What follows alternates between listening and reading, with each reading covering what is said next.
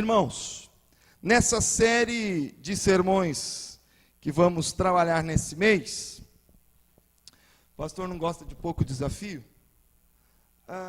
Tem uma outra imagem similar a essa nossa, que foi a primeira chamada da série, que tem a fotinha de todos os personagens dos mais importantes na questão da Reforma Protestante. E o que eles nos deixaram de legado mais importante. E a Reforma Protestante deixou um escrito assim meio que básico para nós, chamado do latim de sola, ou somente, certo? E naquela imagem ali está descrita um pouco mais fraquinha, sola fide, sola gratia, solus Christus, soli Deo Glória e sola Escritura. Ou seja, somente Cristo, somente a fé, somente a palavra, somente a graça e somente a Deus toda a honra e toda a glória. Que são o apelido, né? As institutas da religião cristã de Calvino virou apelidado de as institutas. O povo gosta de diminuir. Então, esse virou as 5 solas. Não confunda com sola de sapato, porque no português é sola de sapato, mas no latim é somente. Ok? E então, nós vamos seguir as solas neste mês. Mas, tirando aí o tema geral para nós, a Reforma Protestante, seus personagens e suas mensagens. Primeiro tema de hoje: sem conhecimento o povo perece. Por quê? Esse título, sem conhecimento o povo perece, vem do sola Scriptura, somente a Escritura. Meus irmãos, eu venho falando de como nós temos uma urgência de uma nova reforma. Na comunidade evangélica brasileira, no protestantismo brasileiro e até mesmo nas igrejas de tradição reformada.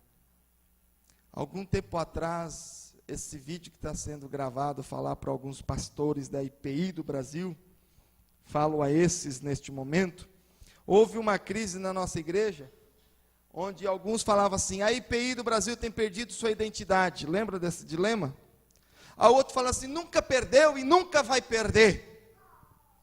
Talvez não perca na sua instituição global, não perca no seu estatuto, mas no seu dia a dia, eu creio que tem perdido sim. Muitas igrejas não têm mais contemplado as bases da reforma e não tem mais, algumas delas, obviamente, não falamos, não é nem 50%, é coisa de 5% do presbiteriano independente do Brasil, tem dado umas desvirtuadas no Evangelho de Cristo. Não longe, mas também perto de nós.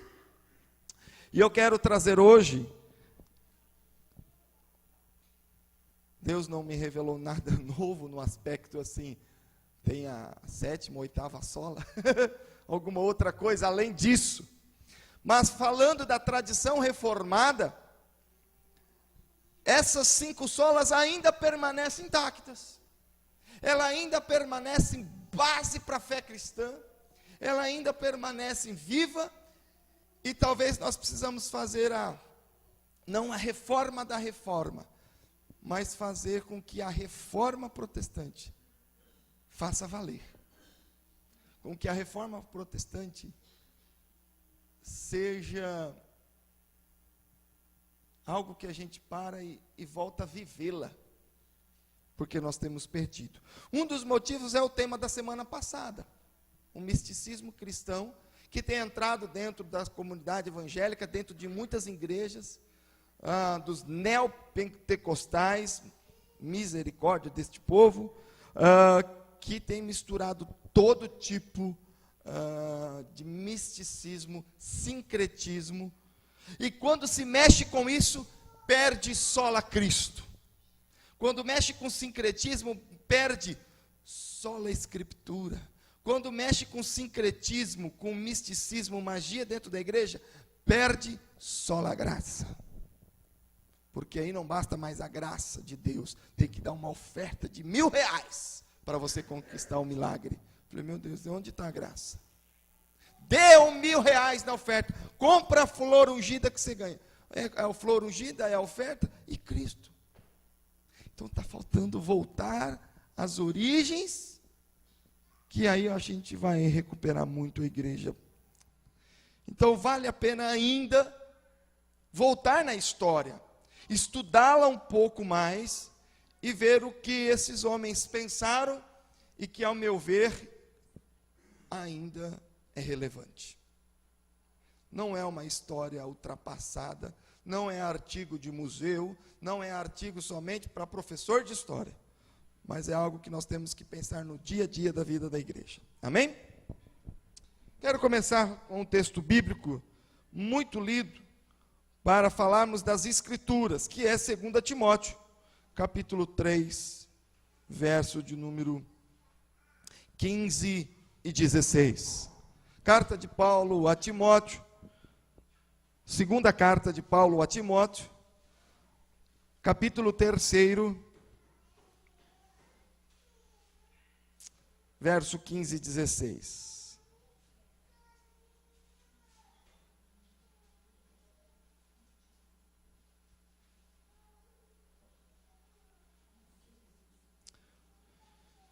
Perdão, vou ler 16 e 17, tá?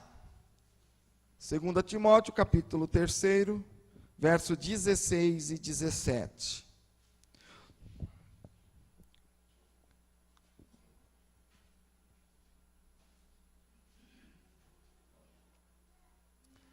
Toda a Escritura é inspirada por Deus e útil para o ensino, para a repreensão, para a correção, para a educação na justiça, a fim de que o homem de Deus seja perfeito e perfeitamente habilitado para toda boa obra. Amém? A primeira frase é talvez a mais importante. Toda a Escritura é inspirada por Deus. Com toda certeza, Paulo está se referindo ao Velho Testamento, algo que já estava editado, tabulado nas mãos. Não sei aqui o quanto Paulo tem noção de que as suas escrituras seriam também inspiradas por Deus, mas hoje o cânon fechado até o Apocalipse é para nós palavra inspirada por Deus, e nós temos visto que ela é tudo isso, é útil para o ensino, para a repreensão, para a correção, coisa que ninguém quer abrir a Bíblia para a repreensão e para a correção, mas está aí, para a educação, alguns fogem, a fim de que o homem seja perfeito e perfeitamente habilitado para boas obras. Quando você estuda a Bíblia, você não estuda ela para ficar uma pessoa um pouco melhor, mais habilitada para amar o próximo, cuidar do próximo, servir a Cristo, servir a Deus, servir o irmão. A palavra é para nos ensinar e nos aperfeiçoar, para sermos cristãos melhores, para termos contato com Deus um pouco mais, e esse contato não ser místico, esse contato ser evolutivo na vida do indivíduo. Muito bem. Irmãos, eu quero trazer uma introdução, espero ser rápido, em 3 personagens para o dia de hoje. Dos personagens da Reforma, eu fiz mais ou menos aquele que mais pregou sobre a palavra de Deus, que teve uma atenção mais especial quanto às Escrituras. E eu vi que Zwinglio, Lutero e Calvino foram aqueles que mais se achegaram e mais tiveram paixão pelas Escrituras, que mais se debruçaram sobre elas. Quero dizer sobre Ulrich Zwinglio, chamado de o pai do movimento reformador em Zurique. Esse movimento de reforma se concentrou na organização e sistematização da doutrina protestante, assumindo verdades luteranas e elaborando doutrinas distintas. Daí o termo reforma, foi se reformulando. Zwinglio, Lutero deu pontapé, mas Zwinglio já estava trabalhando, já tinha outros trabalhando também, e aí depois, posterior, veio Calvino e deu mais umas pasadas de enxadada nessa construção. Zwinglio exerceu o sacerdócio por 10 anos em Glaus, e aí dedicou-se ao estudo da palavra e aos pais da igreja. Leu o Novo Testamento grego e estudou as línguas originais.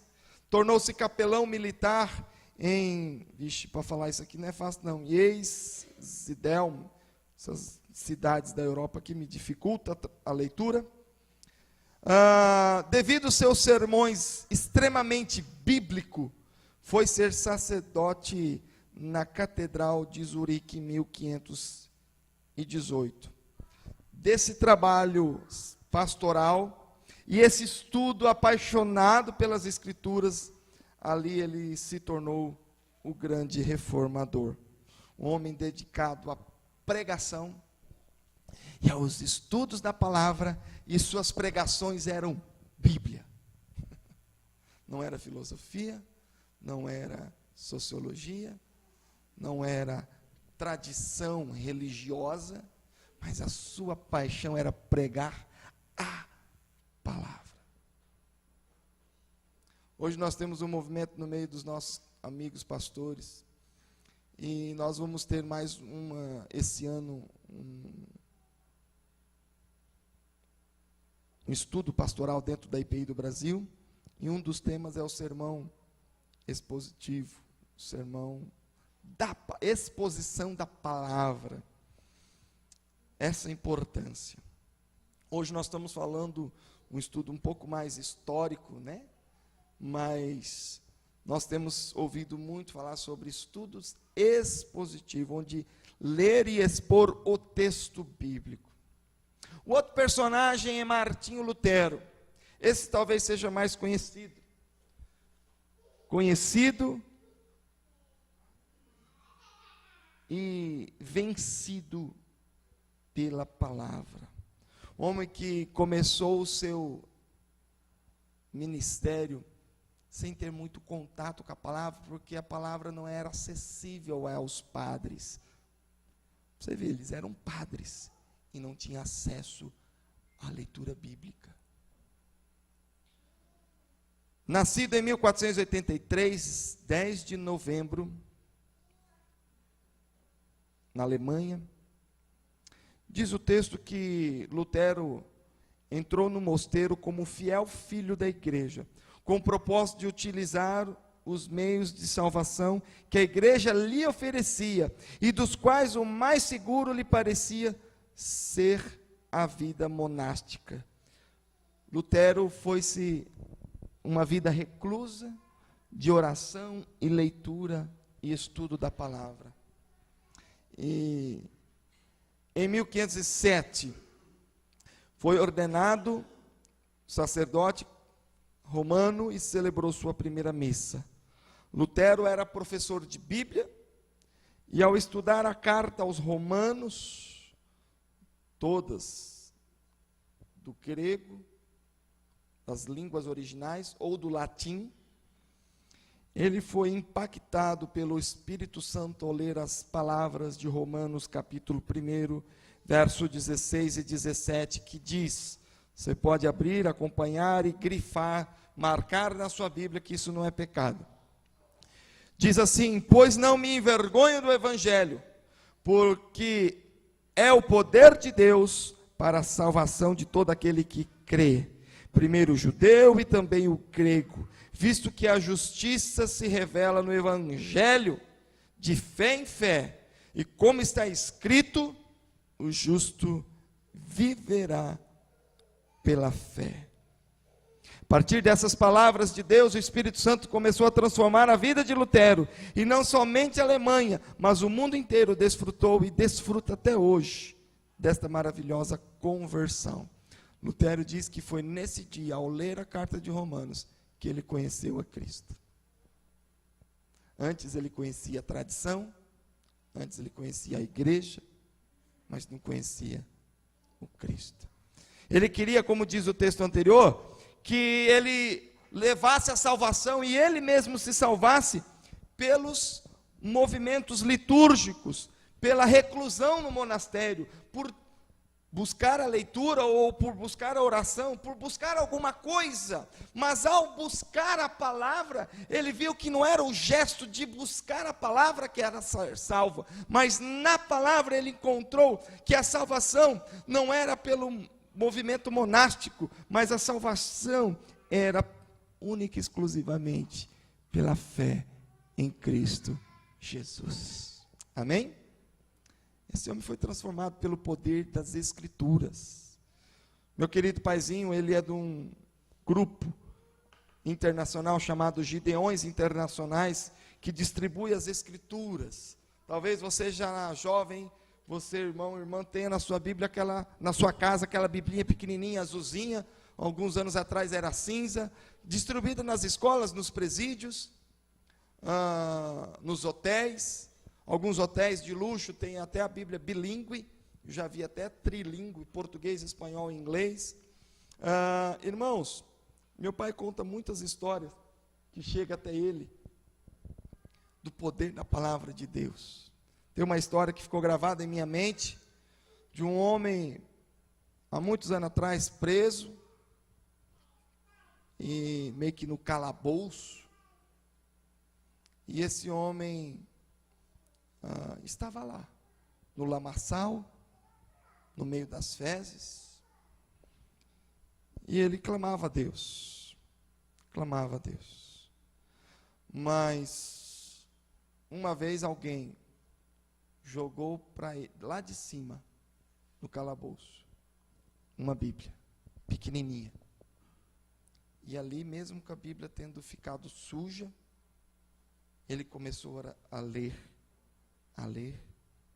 da forma como conseguia, e veio a ter um encontro com Cristo, e ser salvo pelo poder das Escrituras, do Espírito Santo de Deus. Irmãos, o poder da palavra, que nos traz a Cristo, que nos faz entender a obra de salvação. Esse é o poder da palavra que impactou a vida de Lutero. João Calvino, francês, de Nyon, 1509. Interessante que Calvino, ele é 26 anos mais novo que Lutero e Zwinglio.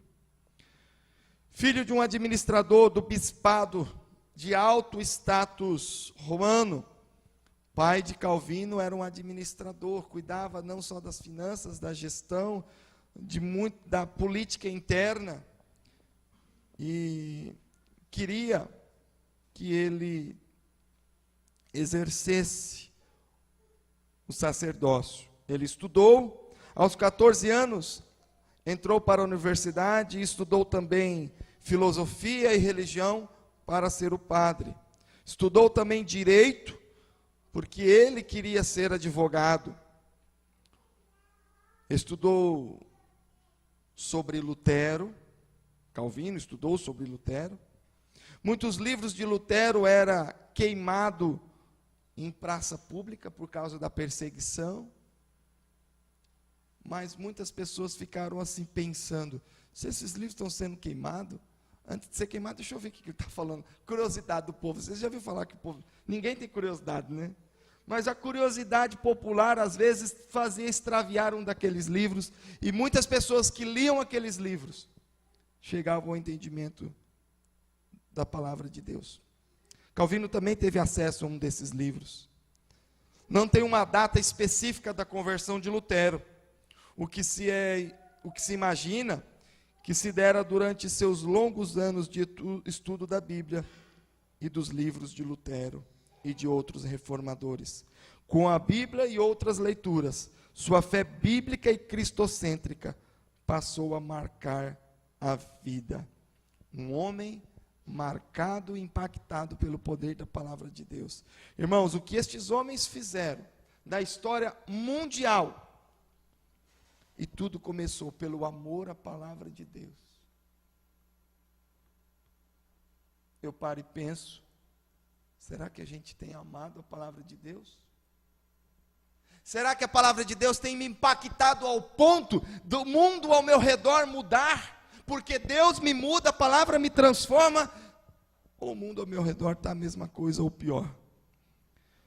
Porque quando Lutero é impactado pelo poder de Deus, ele não se contenta em ficar da mesma maneira. Quando Calvino é impactado pelo poder da palavra de Deus, ele não contenta em ficar calado. Quando Zwinglio conhece o poder e a palavra de Deus, de um poder transformador, ele fala, eu tenho que pregar isso para as pessoas. E eu vejo que nós conhecemos a palavra de Deus, não para impactar o mundo, mas nós olhamos a palavra de Deus e falamos, obrigado, eu já estou salvo, fico no meu cantinho. Tema preferido para Calvino era falar da soberania de Deus e a graça de Deus, que ele tanto leu e estudou. Calvino, também chamado teólogo, amava ler e estudar, tinha paixão por ensinar. Aos 26 anos, escreveu sua obra-prima, As Institutas da Religião Cristã. As Institutas.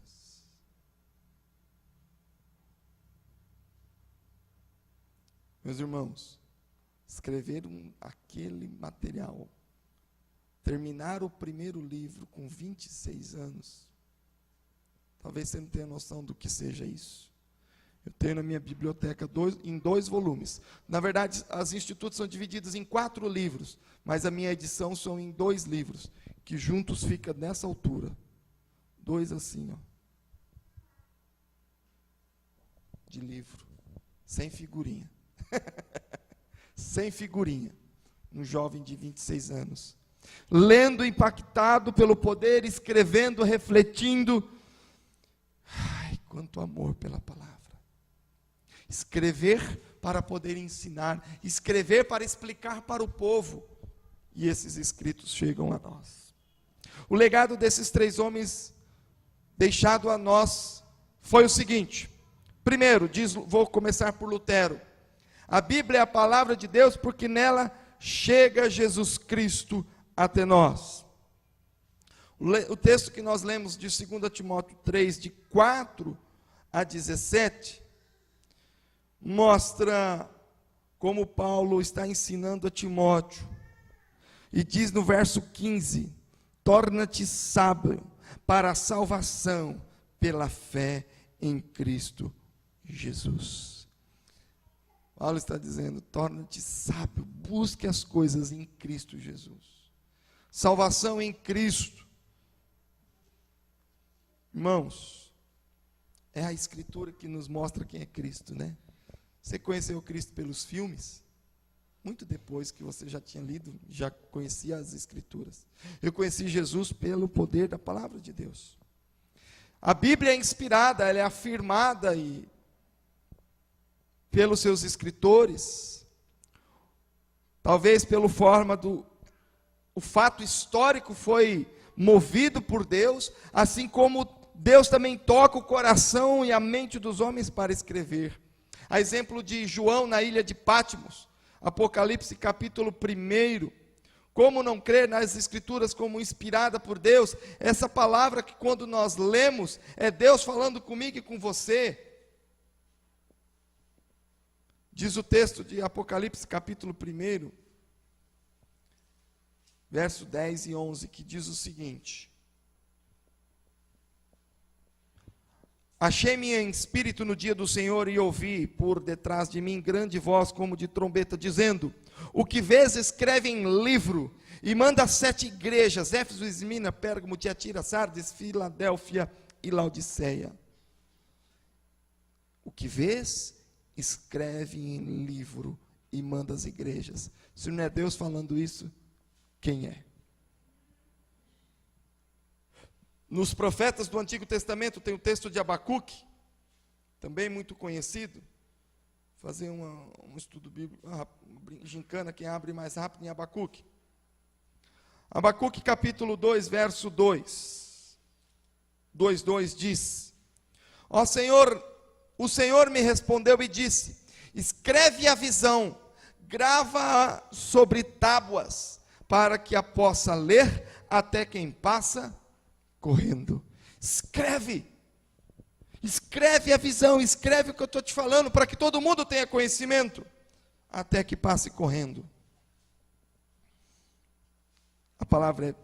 A Bíblia é a palavra de Deus, viva para nós hoje. O que a Bíblia tem impactado a tua vida? Esses dias falando sobre a Bíblia, culto passado sobre misticismo, superstição, tem algumas Bíblias que são tão grandes e pesadas que, se fechada, tem mais a função de segurar a porta do que qualquer outra coisa. Eu não estou ofendendo a Bíblia, eu só estou dizendo que Bíblia fechada não serve para nada. Bíblia fechada é um bom peso de porta. Bíblia fechada é igual qualquer cartilha da escola, é igual qualquer livro de romance. Bíblia fechada é igual documento de herança de família que ninguém abre. Tem que abrir para ver o precioso tesouro que há lá dentro. Tem que abrir e ler e tomar para si. Fechado, ninguém sabe o tesouro que está nas escrituras. Fechado, ninguém sabe o que está lá no documento lá de família, lá na partilha lá dos bens. Tem que abrir e tomar para si. Bíblia fechada. Eu tenho Bíblia em casa. Eu tenho um monte de Bíblia. Quanto você tem lido dela? Esses 3 personagens da história da igreja mostra para nós o amor pela palavra de Deus. E o amor da palavra de Deus mudou a vida deles e a vida de quem estava ao redor. O quanto você tem amado as Escrituras? Eu quero fazer uma pergunta curta e direta. Resume. E não vai me responder porque eu sei que você pode passar vergonha. Mas eu quero saber o tanto que você ama as Escrituras. É o tanto que você lê.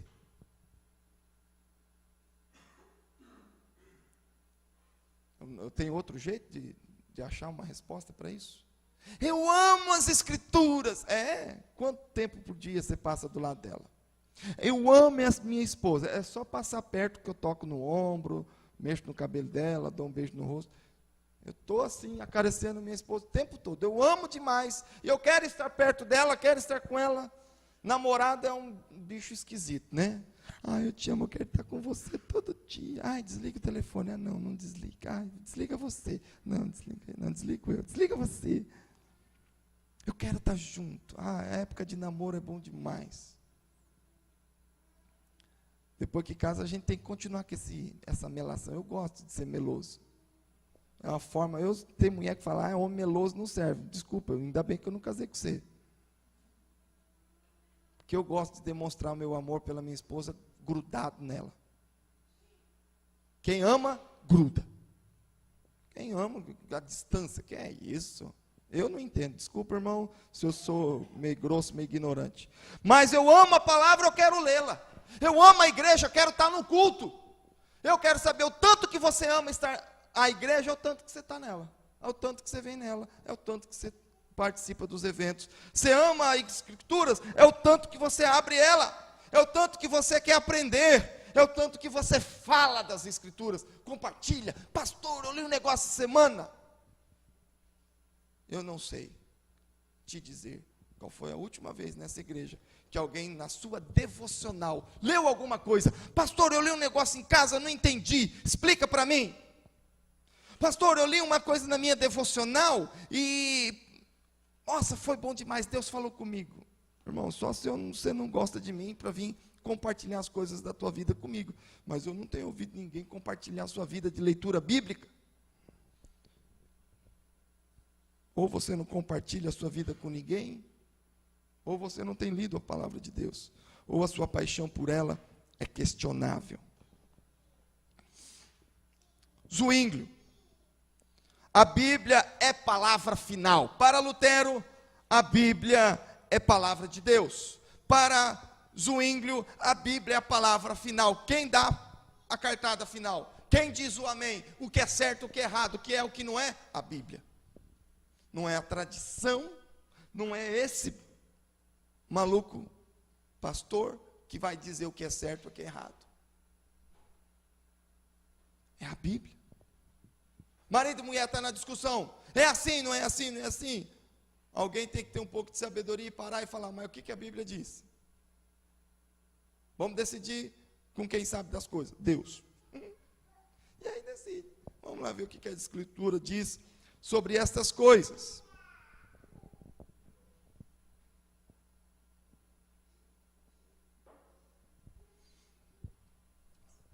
Para o Lutero, a Bíblia é palavra de Deus. Para Zwinglio, a Bíblia é palavra final. Foi um grande debatedor de temas bíblicos e costumes, dogmas da igreja. Zwinglio gostava do debate. Por quê? Ele queria que o povo entendesse. É assim. Não, mas não, é assim, rapaz, a Bíblia está dizendo. Parece que Zwinglio tinha sangue meio nordestino, negócio de sangue quente. Zwinglio discutiu muito por celibato.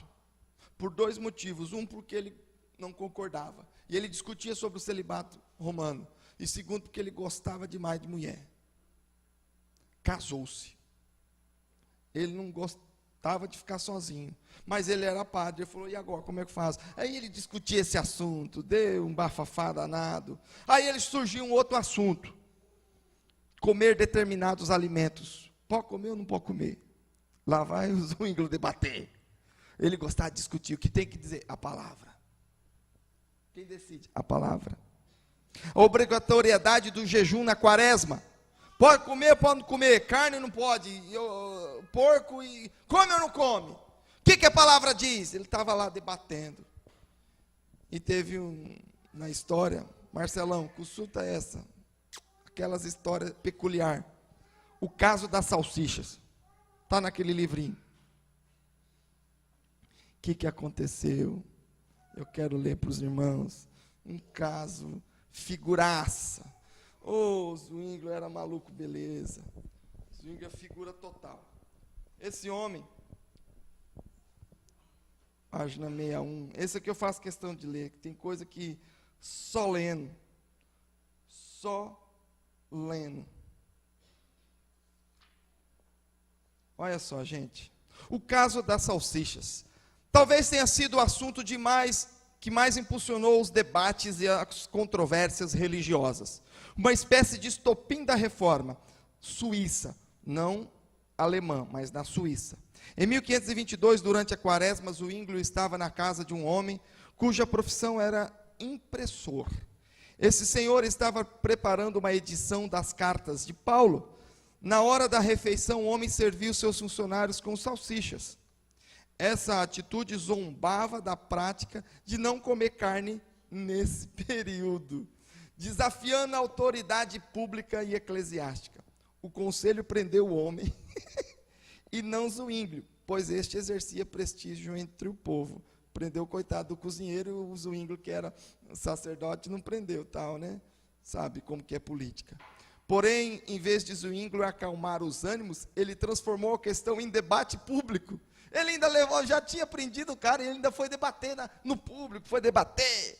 E em 23 de março de 1522, pregou um sermão acerca da escolha e a liberdade dos alimentos. Ele sustentou que os cristãos são livres para jejuar ou não, porque a Bíblia não proíbe comer carne durante a quaresma.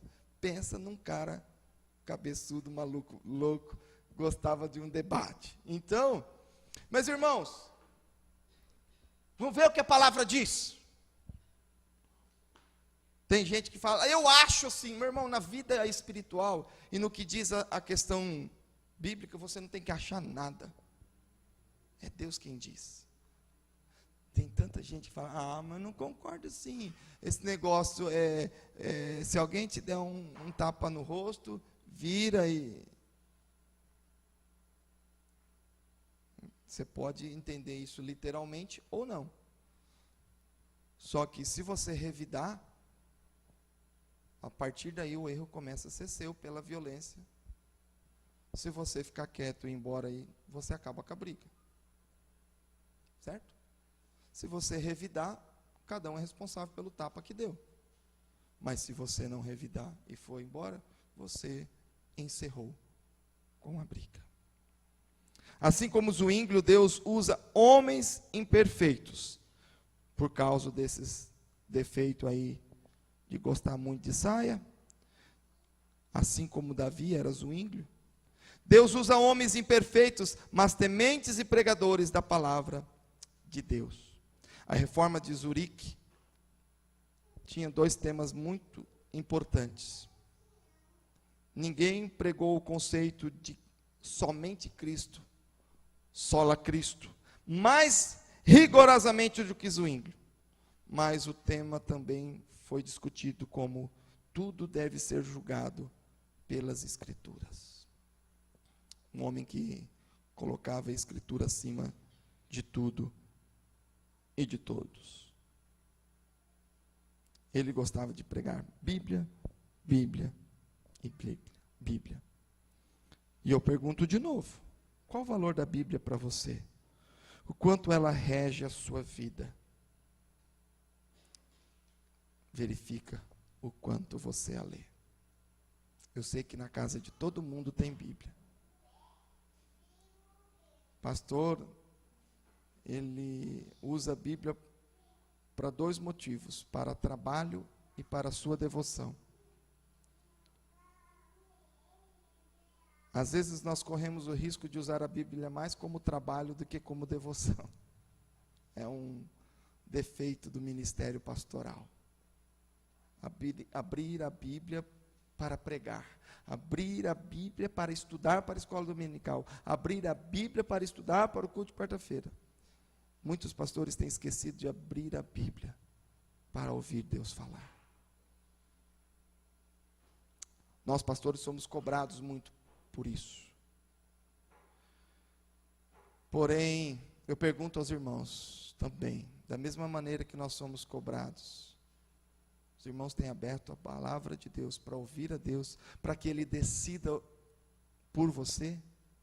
Suas decisões estão sendo fluentes através da palavra de Deus? Calvino era chamado o teólogo da glória de Deus. Calvino colocava a palavra em prática. Algo interessante no ministério de Calvino, ele teve fundamental papel em Genebra, na política e na área social. Ele foi convidado para ajudar a formar as leis daquela cidade, tornar Genebra uma cidade de padrão cristão para toda a Europa. Olha como deve ser uma sociedade cristã. Olhe para Genebra. E ao olhar para Genebra, você vai ver o trabalho de Calvino. Quer ver como deve ser uma sociedade justa? Olhe para Genebra. Porque Calvino fez de Genebra, uma cidade que glorifica a Deus, que respeita o próximo, que cuida dos próximos, que cuida dos fracos, dos mais carentes. Genebra aderiu à reforma e pediu ajuda para Calvino em escrever leis municipais que fossem de encontro com a Bíblia e a doutrina reformada. Calvino, assim, participou diretamente do Conselho de Genebra, na Suíça. estabeleceu uma forma de saneamento básico e com isso diminuiu a mortalidade infantil e demais enfermidades contagiosas, organizou o ensino público para as crianças, financiamento público para os empreendimentos agrícolas e pequenos empresários, algo que existe até hoje, fruto da justiça social proveniente de Calvino e da sua palavra. Irmãos, para concluir, o quanto você ama as Escrituras? Ela é a palavra de Deus. Nós, cristãos, fomos chamados povo da Bíblia. Quantas vezes eu, na minha adolescência, tive vergonha de andar com a Bíblia, porque eu não queria ser chamado de crente, tinha vergonha. Aí vinham as piadinhas, para mim e para outros que assim pensavam, crente secreto. As mulheres colocam Bíblias pequenininhas dentro da bolsa, com vergonha de andar com Bíblia, de assumir a sua fé. Aí outros já têm orgulho, né? Põe no peito. Não é escudo não, tá? Escudo físico, isso é escudo da fé. Irmãos, repete o que eu disse aí. Pensa no que eu disse. Para que serve Bíblia fechada? Outra coisa, nossa igreja, nossa tradição presbiteriana reformada de estudo e amor pela palavra, tem um negócio chamado Escola Bíblica Dominical. Quem não vem está perdendo um tesouro. Quem não vem está perdendo um tesouro. Quem não vem está perdendo de ensinar os seus filhos. Ensina a criança no caminho que deve andar. Se pai não traz filho na igreja, não está ensinando o caminho certo. Ou pelo menos está deixando de ensinar o caminho certo. Talvez não esteja ensinando errado, mas só o fato de não ensinar o certo já é errado. O fato de não ensinar o certo é errado. Nós precisamos trazer nossos filhos ao conhecimento da palavra de Deus, ao conhecimento da doutrina reformada, ao amor pelas Escrituras, porque ela é poder de Deus. As Escrituras é poder de Deus. Nós precisamos ler a palavra de Deus e ter amor por ela. As Escrituras a Bíblia é a palavra de Deus inspirada. A Bíblia é a palavra final. Está em dúvida? Não sabe o que decidir? Está em discussão? Como educar os filhos? Como tomar decisão para a vida? Profissional é vida dos filhos, vida no casamento. O que devo fazer? Consulte a Bíblia. O que a Bíblia diz? Ela é manual. Teu carro tem manual? Tua televisão tem manual? Teu celular tem manual? Talvez você não saiba usar manual. Eu não sei usar esse negócio de tecnologia. Primeiro, você é culpado por não ter estudado manual. Leia, aprende. Existe manual para isso. Ah, pastor, está difícil a minha vida, pastor. Muito complicado, pastor. Leia manual.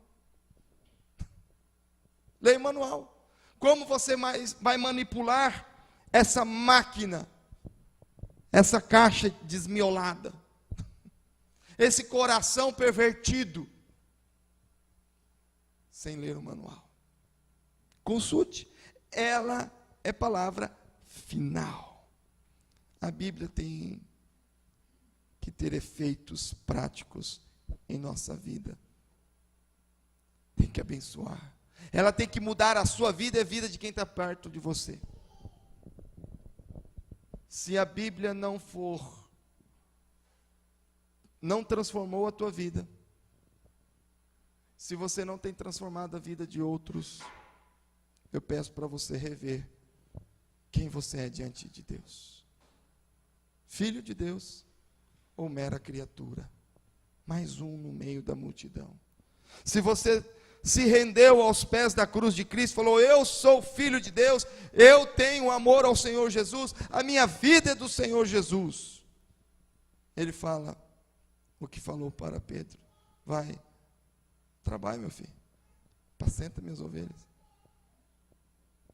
vai viver o Evangelho, vai viver o Evangelho. Quem quer vir após mim, negue-se a si mesmo, toma a sua cruz e siga. Oremos.